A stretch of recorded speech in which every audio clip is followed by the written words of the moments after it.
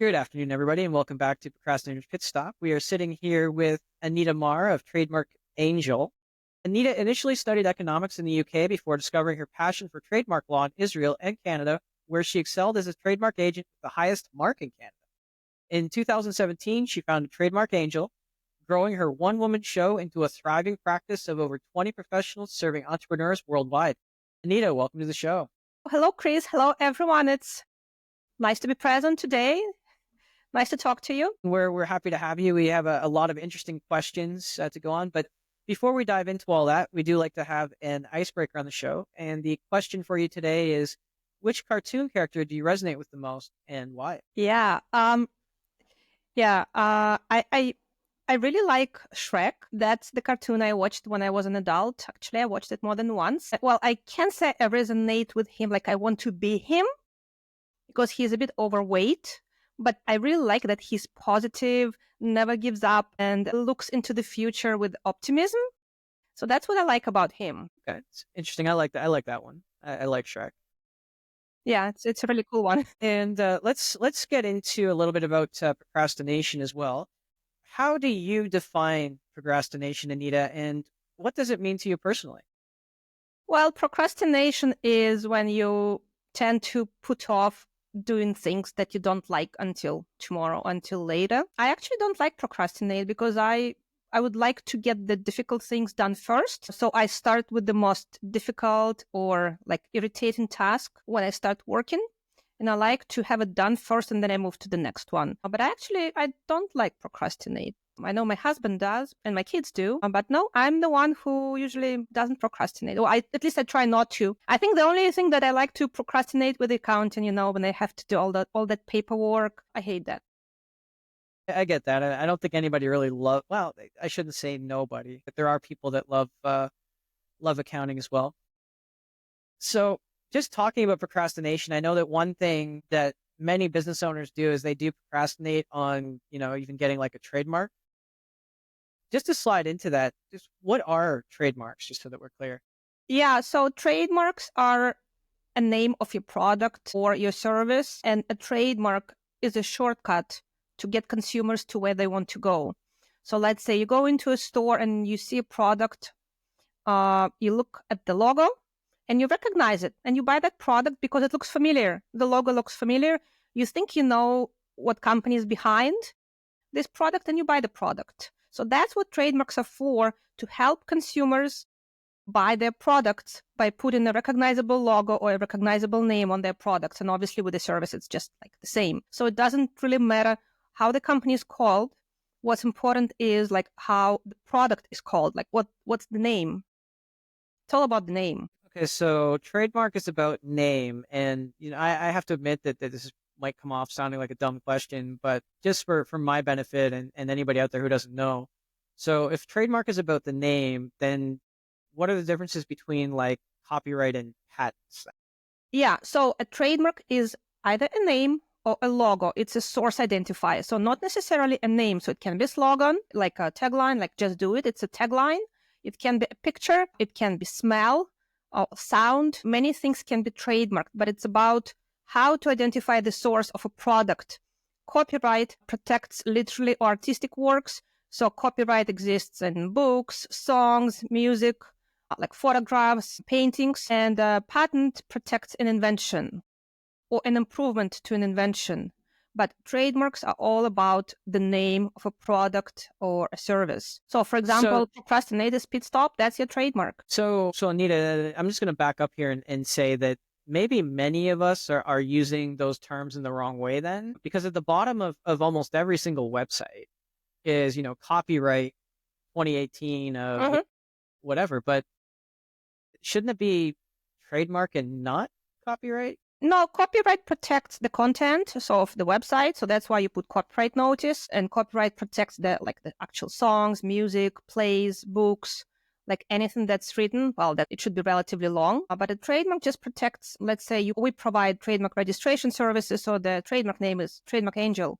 So if you want to, do you know how the company is called? No. Do you care? No. All you need to know is okay, Trademark Angel, they do trademark registration services. So that's what you need to search. So the company name is irrelevant. Okay, so could a trademark also be considered like a, well, not always, but in some cases like a doing business as or a DBA?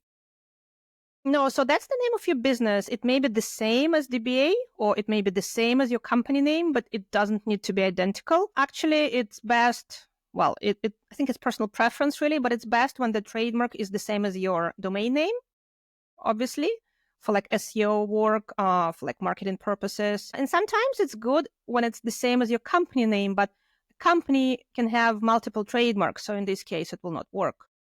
But it can be, yeah. So let's say our company name, doing business as Trademark Angel, because that's how people find us. So DBA in this case is the same as a trademark. And if a business, already owns a domain name and the company's already incorporated under that name, I mean, in certain jurisdictions, the companies are all numbered anyway, but if the company name is the name and you have the same domain name, do they still have to be concerned about a trademark? Yeah, because a domain name has nothing to do with a trademark. A domain name is just an address that one uses to visit a website. That's all. So domain name registration is not the same as trademark registration. And just registering a domain name alone doesn't give business owners any trademark rights. In many countries like US and Canada, trademark rights are based on use. So simply having a domain name doesn't mean that you actually use a trademark in the legal sense. I know it seems confusing, but without using a trademark, you don't actually have it. And by using, what I mean is, let's say you plan to sell products, clothing, or like electronics. So you put your trademark name on the actual clothing, on the electronics, or on the packaging, and then you sell those products and customers buy them and they see your trademark on the products. So in this case, you are using a trademark. But if you just register the domain name, but you don't do anything, so you don't have any trademark rights. And the same goes with the company. So when you register like a business name or a company, it's just a way to identify a business entity, mostly for like taxation purposes. So in this case, you may not have trademark rights if you don't have any use. So if you don't sell any products under your trademark, or if you don't offer any services for which you get payment under your trademark name. Does it make sense? So, no, yeah, that makes sense. Thanks for clarifying. So when does a business need to register a trademark? Is it before they launch the product? Is it after? Is it before marketing? Yeah. So that's a good question. And business owners should file for their trademark as soon as possible before it's too late.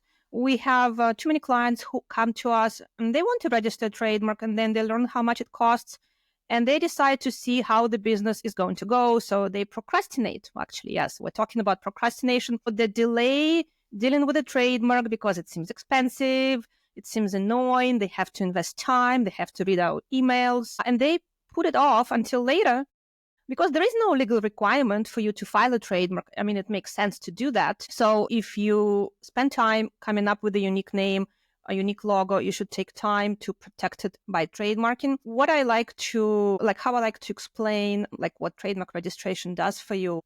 It's like, think about this. I like to compare it to house insurance. So let's say you buy house insurance, nothing happens to your house. I mean, are you upset? No. So let's say you register your trademark and it doesn't get infringed. I mean, everything goes well. I mean, are you upset? No, you are happy you have it, but doesn't really help you in any way. I mean, you think so.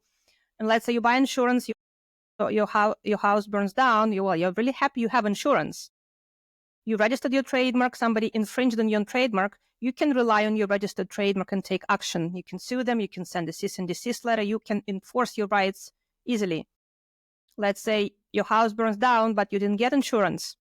Somebody infringes on your trademark, which you didn't register. You're out of luck. It's really difficult for you to enforce your rights because you have nothing to rely on. You have no paper. So you have to prove your rights. You have to prove that you used the trademark first. You have to prove your common law rights. You have to go to court. You can send a cease and desist letter. So that's how it works. So it looks like, well, it doesn't really give me anything. So I register, nothing happens. Well, that's how it's supposed to be. It's supposed to be a deterrent. Okay. I mean, if you just going back to examples of trademarks, if you trademark your product name or your slogan, I mean, does that mean absolutely that nobody else can use it? Like McDonald's, I'm thinking I'm loving it, or Nike's just do it. Is that the case that nobody else is supposed to use those now? Well, I love that question. That's what people think, but it's not how it works. You can't really stop people from using your trademark. You can stop people from registering a similar trademark. And what you can do when you have a registered trademark, you can take action to hopefully stop people from continuing to use a similar trademark. Because if they started using a trademark, I mean, just because you have a trademark doesn't mean no one can use it. It's like you walk by a house and you see a sign that says angry dog inside. You open and you see like who's inside and nobody's inside. So it's the same with the trademark. So it just says, okay, I have a registered trademark. So you're supposed not to use it. So you're supposed not to enter and see if there is an angry dog. So if you do, that's where your registered trademark works for you, because you can send a cease and desist letter. Just because you have a trademark doesn't mean no one will try to use it. I mean, people will do this, and they do this all the time because they don't know, because they want to exploit famous trademarks. Most people are they're ignorant, or they don't understand how trademark law works. But you cannot register a similar trademark for similar products. You can try and use it, but then you will get in trouble if a trademark is registered, or if it's a famous company, if it's a big company, if it's a company that has money, you will get in trouble. Like, Disney or Nike or... Yeah, I mean, those companies are really big. Yeah, I think if you try to use a similar trademark, it will be very, very soon before you get like a cease and desist letter. So I think it will be like a matter of days, or I don't know, weeks in some countries, but it will happen very soon. So you obviously you'll still be using it, but then you'll be stopped, or you will get scared that some action will be taken and you'll rebrand or stop using the trademark. So actually, this goes back to a case I heard about several years ago. It might even be going back a decade or more now. There was a daycare somewhere in the world that was using Disney characters on their wall and painted. Now, is that a trademark thing, or is that a copyright? Well, it can be both. It can be a trademark if they put that character on actual products, on merchandise. In this case, it's a trademark, but most likely it will be like a copyright. So it depends on the character. So it can be both, actually, in this case. Sometimes they overlap. Sometimes the protection overlaps. For like characters, obviously all of them are protected by copyright because they move. But if you take a character and you put like a stationary character, like you display it like this, for example, and you trademark it. So in this case, it will be a trademark, but it will have to be in a certain pose. Well, wow. But I mean, most likely it was like a copyright infringement because they didn't own copyright in those characters. No, that makes a lot of sense. And how long does submitting an application to get a trademark generally take? So you can file a trademark very quickly, but filing a trademark is not the same as registering it. Filing is just the first step, and then a trademark goes through like a long process of getting examined, getting approved, getting published, getting allowed, and then finally registered. So it's a multi-step process. And in various countries, it takes, different times. The quickest countries are in Europe. Then it's like Australia, Mexico, US. Takes about 14 to 18 months right now. And in Canada, it takes about 3 years. Well, a little bit less. But yeah, usually it takes around 1 year in most countries. So US and Canada are a little bit on the longer side. So to get the registration number, when you file, you get the application number. And when your trademark registration process is completed, you get the registration number. And that's when you can send the cease and desist letter, when it's registered. No. Yeah, that makes a lot of sense. So I guess my question would be, sometimes in certain jurisdictions, it's easier to get a business license in, say, Europe, and then translate that into Canada for operating in Canada. So would you say that it's then easier to get let's say, trademark in Australia and then convert it to Canadian, or to add Canada, or does it help in any way? Yeah. Trademarks are jurisdictional, so you should consider protecting your brand, registering your trademark in the country where you do business. So that's where I usually like to tell our clients that think about your business plan. Like if they ask, where should I register? I'm not even sure. Like, what do you plan to sell?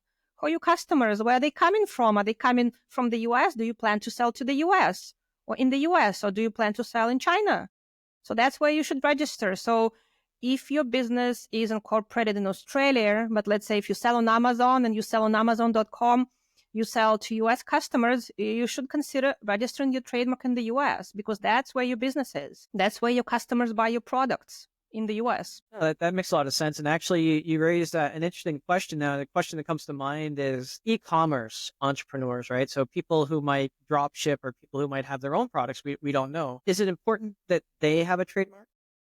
Yeah, well, e-commerce businesses are just like any other businesses. They should consider like filing their trademark before they launch their business, before they launch their products. And registering your trademark is the cheapest protection you can get for your brand, really. So yes, if somebody sells online like Shopify, eBay, Amazon, TikTok, okay. So you should definitely incorporate your business first, get a domain name, get social media handles. Then you should do some internet searching just to make sure your trademark, your brand that you have chosen is not found online. Then we do a trademark search. And then you file for your trademark in that sequence. And then after that, you can go, you can start selling. So it's best to file first and then start selling. Because the minute you go public, if your trademark name is good, if it's distinctive, if it's unique, if it resonates with people, people may decide to trademark it for themselves. Because what they do, most people will check online. They will check the trademarks office database. Nothing is there, so it's free. It's available. So let's file it. So before you know, somebody else may file for your trademark. Like while you're thinking to file and procrastinating and delaying to file, somebody else may do this. So that's why we recommend to file before you start selling your products online, before you take your business online, before you put your name out there, like, in social media, because it does happen more often than you think. People just like the name, check it, see that it's not trademarked. I mean, they may not even do that, and then file. And then you have a problem. No, that makes a lot of sense. Just going back into Amazon too, does having a trademark tie into, or is it a prerequisite for the Amazon brand registry? Yes, nowadays, if you want to sell on Amazon, you must have a trademark. Like without a trademark, you cannot, you will have a generic listing. You cannot call it your brand name. You cannot have A+ content. You cannot enroll in the brand registry. You cannot customize your listing in certain ways. So yes, I would say it's a prerequisite nowadays. And from most other platforms as well, for like Walmart, Shopify, we highly recommend filing a trademark before you start selling on Amazon. And in many cases, you won't be able to do that before you file a trademark. And and here's an interesting one too. It goes back to my earlier question about what happens if, I get my trademark, because it takes 3 years in Canada. So if I just get my trademark, say in Europe, and then I just say it's trademarked and I sell in the US and Canada, can I still use that little TM in those other jurisdictions? Yes. So TM in superscript means you use this name or this brand name as a trademark. So it's a source identifier. It doesn't really mean anything else. So it's like a copyright notice, but for trademarks. But R in a circle means it's a registered trademark. And you can only use that when your trademark is registered. Like in many countries, there is no penalty or fine, but in the US, you should only use R in a circle with registered trademarks in the US. So if you have a UK trademark that's registered but sell in the US, you should not put R in a circle there. You can put TM or nothing. Okay. And do you find that having that TM or that R in the circle, does that give more, does it impact buyer psychology at all? Like, does it make it more trustworthy or? Yeah, actually, I think so. I think when you put R in a circle, most people think it's a registered trademark, even if it's not, but you should not mislead customers. And yeah, having TM, I think most people don't really know the difference anyway. And they see some TM or R in a circle or C in a circle, and they think, okay, that's something official.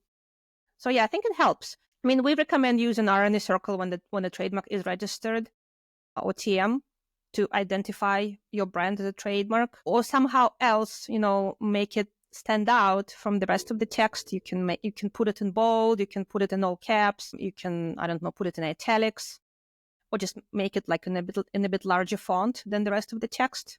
But yeah, so a trademark should stand out somehow. Okay. And what happens if you stop using your trademark? I mean, is this like a renewable thing or? Yeah, so first of all, a trademark is renewed like every 10 years in most countries. If you stop using your trademark, so let's say you went out of business, you don't sell your products anymore under your trademark. So over time, you may lose trademark rights, because if you don't use your trademark, it may be canceled for non-use. And in many countries, there is a procedure where a third party, like anyone who is interested, may initiate cancellation proceedings. And if you cannot prove that your trademark is still in use, it will be canceled. And nowadays, actually, the Trademarks Office may initiate cancellation proceedings on its own. Like, for example, in Canada, they are introducing this pilot program where the Trademarks Office is going to ask registrants to prove their use after registration. They've never done it before. So that's something totally new. So yes, you should continue using your trademark, or at least make an effort. If you just pause your business because of illness or sabbatical leave or some other issues, it's not, you don't lose trademark rights. But if you completely abandoned your trademark, went out of business, changed the name, and it's on your website prominently shown, or you can find it online that, okay, there was this company, now it's dissolved, the trademark is in this company name, so most likely it's abandoned. So there is a difference between completely, abandoning the trademark and just putting it on pause. Well, I imagine that they put that system in place to prevent somebody from finding a successful company online that maybe doesn't have a trademark. But let's say Walmart dropped the ball, and then Walmart sells this product, and then if Walmart, didn't have a trademark, and I just came in and I trademarked it all of a sudden, I imagine that I can't see how that could possibly work, but some people might try something like that, right? Yeah, absolutely. But I mean, the whole premise behind this is that you should get rid of dead wood, like in the register, because if everyone files their trademarks, registers their trademarks, and then just sits on them, there will be nothing left to register. So there is a mechanism to cancel a trademark that's not in use. And I mean, I think it's the right mechanism, because if a trademark is not in use and somebody else wants it, why not? Why can't they get it? If I'm not using it anymore, I shouldn't just sit on it because I like it. And actually in the US, when there is a mandatory declaration that needs to be filed between the 5th and the 6th year after registration, and you have to prove that you've been using your trademark. If you can't prove that, it's automatically canceled. And the same goes with a trademark renewal every 10 years. You have to prove that you've been using your trademark. So it's actually in place already, that mechanism. So every 10 years, if you cannot prove your use, your trademark will be canceled. You can't just pay the fee and say, okay, I just want it. I don't sell anything, but I want it. It will be canceled. In many other countries, in most other countries, it's not like that. You just pay the fee and your trademark is renewed unless somebody initiates cancellation proceedings. But US is different. You have to prove to the Trademarks Office you've been using it. And cancellation proceedings can also be initiated by others. No, just listening to the way trademarks are being handled, I think they should do the same thing with domain names. Like, why should, big companies hold on to, hundreds or thousands of domain names just to, resell them if they're not using them? And I mean, some of them are for years, right? So yeah, I know. But you see, domain names are not about, it's not about actual use. It's just about the address of a potential website. I guess that's why people are allowed to just hoard them and sit on them. But yeah, you may be right. I guess if nothing happens for a certain number of years, others should be allowed to buy domain names. I wish it was with trademarks. Now, just going back to trademarks, I mean, we know that Nike has, I would assume they have a trademark on Just Do It. But can you also have an application, like an umbrella application? Yeah, actually, most famous companies and big companies, they have hundreds of trademarks. They have every iteration of Just Do It and the logo, all caps, with a logo, without a logo, in black and white and color. But answering your question about umbrella trademark, no. So you can only file a trademark and tie it to specific products or services. So you can't trademark the name for everything. Sometimes we get clients, they say, oh, I've come up with this great name. And I ask them, what are you going to do? What are you going to sell? I don't know yet, but it will be home-related products. But maybe garden-related products. The trademark may expand into other industries as well. So I want to register the trademark for everything. Just I don't want anyone to take this name because I want it for myself. So it doesn't work like this. That's why a business plan is really important, because without specific products or services, you have no trademark. So you file a trademark and you describe what products you're going to sell, or what products you actually sell, what services you're offering or planning to offer. And it's very, very specific. So you can't just say home goods. It's not specific enough. So it has to be really specific. Like, for example, plates, knives, forks, kitchen containers. And for clothing, you need to say like t-shirts or like sweatshirts, baseball caps. For cosmetics, you can actually sell cosmetics. You can say cosmetics or makeup. But yeah, for most products, it's very specific. Like for like exercise equipment, you have to name the equipment. You can't just say all exercise equipment. You need to name. For tools, you need to say if they're like electrical tools or hand tools. And you need to specify what they are. Are they like drillers or hammers or like something else? So yeah, it's quite specific. That raises another question, because we know the application times, well, in some jurisdictions are short and others are long. Do you have to go through the whole process again, the same waiting time if you're making like, or can you make an amendment to a trademark? Like you were saying, like, let's say we said hand drills and then we wanted to include power drills after. I mean, yeah, that's where I think the reason why you cannot add any more products after you filed is because the trademarks office only reviews your application once. So it's not like a perpetual process where they keep reviewing your application as you keep adding products. So you file your application and that's it. It stays the way it is. You can remove products you no longer want, so you can narrow down the description, but you cannot add additional products. And the only way to add is to file a second trademark with the same name for additional products. And people do this. We have a lot of clients who, as they grow, they keep filing additional trademarks for the same name for additional products because they have been selling clothing. Now they sell toys and then they sell electronics. So obviously the industries are completely different. So they need to file an additional trademark to get, to stay protected. And what's the best way to file a trademark? Well, the best way to file a trademark is first of all, you have to find a name that you like.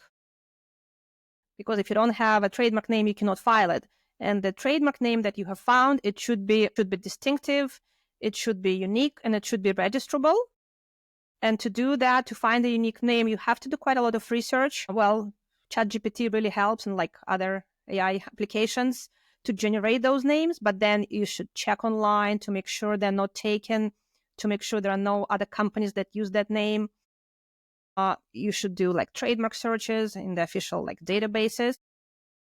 Only after that you can file a trademark. But the problem with many trademarks is that they are either similar to other trademarks or they are descriptive. Like, for example, let's say you plan to sell wind chimes. It's actually almost a real story.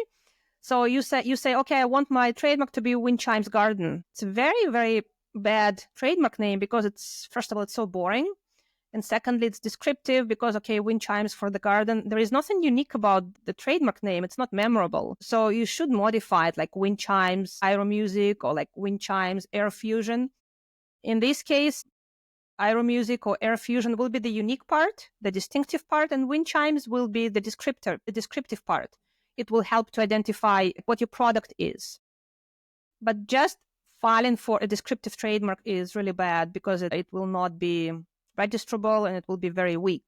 So the best way is to find a distinctive trademark, a strong trademark that's not similar to other trademarks, and then file for it right away. I think I understand. So essentially, if we were saying that you wanted to trademark something generic like energy drink, it wouldn't be allowable because, I mean, there's thousands upon thousands of, energy drinks. But Red Bull you can trademark that because it's a unique identifier. Yes, and it's suggestive of the energy because it's red and it's bull. So bulls are very energetic and red is like the energy color. It's vibrant. So it's suggestive and it's a great trademark because it tells you like what the product is or what it's about without actually naming it. But if you just call your product like energy drink or drinkable energy, it's pretty weak because it's so descriptive and it's similar to others. And you cannot call your trademark with a product name. So like you cannot call your energy drink as a trademark, because then if you were allowed to do that, it means no one else can use energy drink to describe energy drink, which is nonsense. No, that makes a lot of sense. Just going back a second ago, you mentioned ChatGPT or other AI tools to help you come up with a trademark name. Do you think that AI is going to maybe help in terms of protecting trademarks in the future, or is it going to make it more difficult? Well, it helps already. I mean, we use ChatGPT. I mean, we don't obviously, it cannot replace humans yet, but it assists. I actually recommend ChatGPT to come up with unique names. And with the good prompts, it actually works very well. Well, I like giving a prompt like can you like think like a human, or imagine that you are like, and then I give like a situation like of my client. Imagine that you're an entrepreneur, you're starting your business in this industry, you plan to sell like home garden tools, like give me some examples of unique names. And then it does, and then I can make those suggestions to a client. Like, I mean, obviously without like giving any like personal details. But yeah, I think AI really helps because it's really creative and it's fast, and it generates really good ideas very quickly. So just devil's advocate, let's say that you've put a ton of time, and I guess this goes back to that, when should you register a trademark? If you've got a product that's in the pipeline and you've called it product ABC, and you go to market and the trademark is already taken, I mean, they have to come up with a completely different name, right? Yeah, actually, like a situation like this did happen to our client. They really wanted to register a trademark for pet-related products. They came up with a good name. We did all the searches. Well, they paid us. We did all the searches. We were ready to file. And then they said, hold on, we're going to add more products because pet-related products, there are so many of them. So they kept adding products and said, okay, just hold on. We're going to think what else we may sell because we might as well put everything in this because we paid you. So we want to get protected for all related products. So they kept thinking and adding products, and the list grew quite substantially. And a few months passed. And then they said, okay, we're ready to file now. And we did like another quick search, well, as we always do, just to make sure that nobody filed. And actually somebody did file, because what that client did, they went public with the name, they put it on social media, and the name was actually very good. They went on social media, they like mentioned that, okay, that's the name we're going to like launch soon. But somebody else checked the database, didn't find anything, and filed for their trademark. So now, because our client hasn't really sold anything, they don't really have any trademark rights, and the other company that did file, they started selling products right away. So even though it looks like our client has all the rights, they can't do anything, because not only they didn't file their trademark, they also didn't start selling anything. So they're out of luck. They have to rebrand, and it's extremely painful.